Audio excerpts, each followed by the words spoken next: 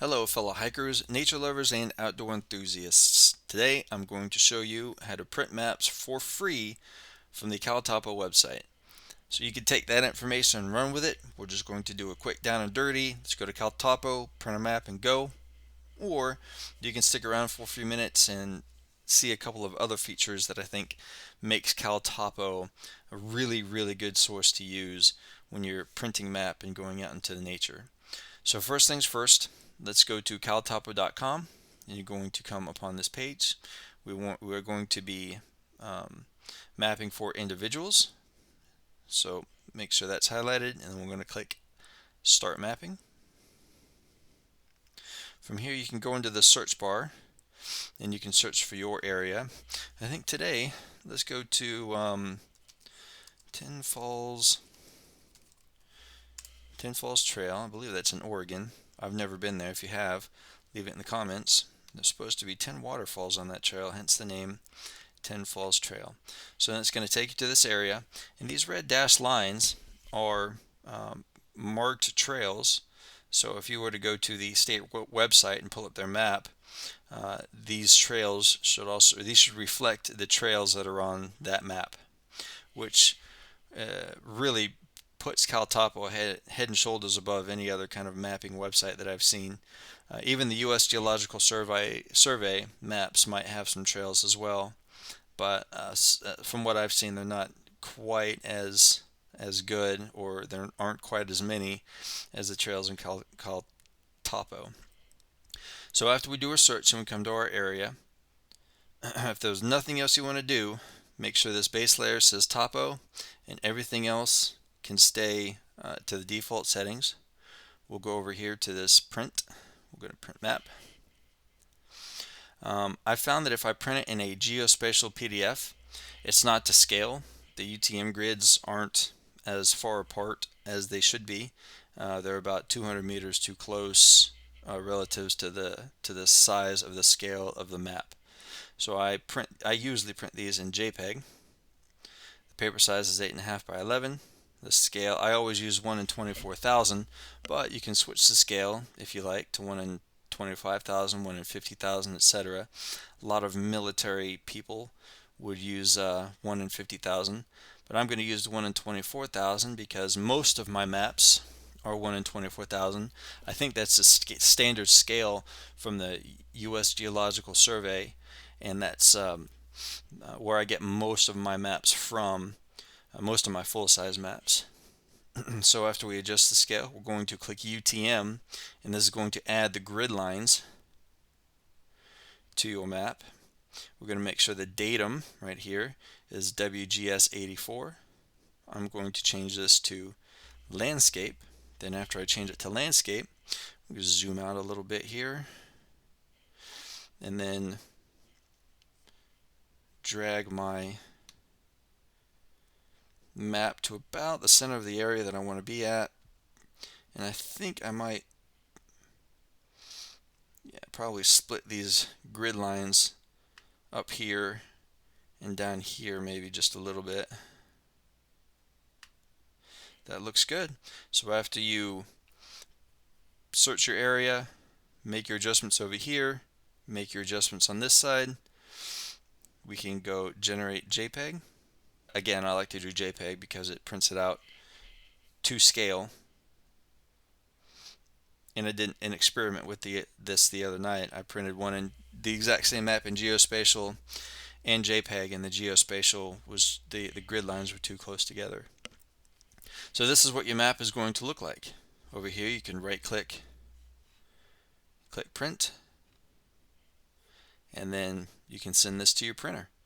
And if you're going to use this tool, let me know in the comments. Now, if you're kind of a mapping nerd like I am, we can go back to CalTopo, and over here we can adjust our base layer, topo hybrid imagery. I like to keep it at topo. And then down here it says more overlays in layer catalog. So we can click this, and we can see that there are all kinds of things that we can adjust. For example, we can come down here to terrain. We can do contours, 4-foot contours. We can click the back button. It's going to collapse this menu. We're going to scroll out, and if we click contours, the contours will bolden, and then if we highlight 40-foot contours, that will be emboldened as well. So we can uncheck those. If I want to leave a marker, let's say I want to park in this area, I can right click. It's going to bring up this menu. I'm going to say marker. I can label it, so let's label this car, and then come down here to style. We can click the style, that red dot, and it'll bring up other icons that we can use. I like to maybe use this Jeep. I'm not cool enough to ride a motorcycle. We click color, make it yellow so it kind of stands out a little bit more. So that can be our starting point. We can also adjust the size. Maybe let's make this medium so it makes it a little bit bigger. We can click OK. And then let's say that we want our endpoint to maybe be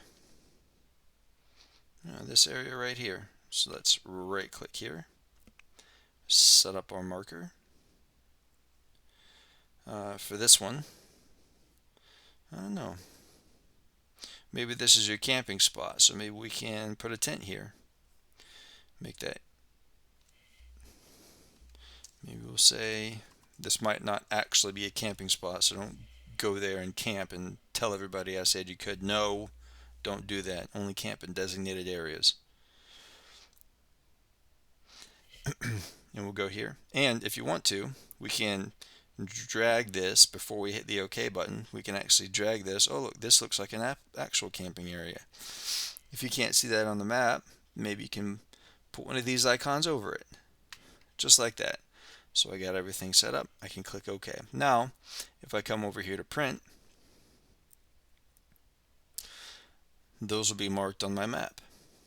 So I want to, again, I'm going to go JPEG 124,000, mark the UTM, and it's important to have your points on the map and the grid lines, because if you know how to do land navigation, you will utilize the grid lines, your compass, and your protractor to navigate between the spots on your map. And those are just a couple of quick things I like to use CalTopo for. Also, here's a couple other really cool things. So if I were to come over here to where the car is, I'm not going to touch the car, but I'm going to right click in this area. I can say, I wonder what the distance is. So I can choose distance, and this line will come up, and then I can follow the trails. So if that highlights the trail, I can hit enter, or left click I mean, and then follow this trail. Let's say I want to just kind of do this loop here. So when I come to that point, again, if I try to move it any farther, it's going to adjust to that trail. So from here, I'm going to left click, and I'll put that part there, and then I'll just trace along this trail up here. Again, I'll hit enter there, trace along down here back to the car, and if I hit enter or left click twice, it'll tell me that loop right there that we just highlighted is just about a mile. And then one other feature that I think is really cool is, let's say I come to this hill here, I'm going to right click, we're going to do profile, and it's going to start where my cursor was, and yeah, that sounds good. We'll just go ahead and highlight this trail. We'll double click, and we can move along this down here. It's like we're looking at it from the side, and as you can see, as I move this red line down here, it moves the black dot up here,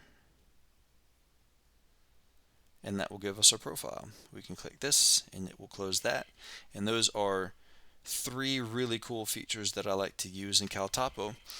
Please like, subscribe, and if you're going to use some of these, or if you know of any other really cool features that you can use in CalTopo, send me a link to those tutorials, or let me know what they are in the comments. Thanks again. We'll talk to you guys later.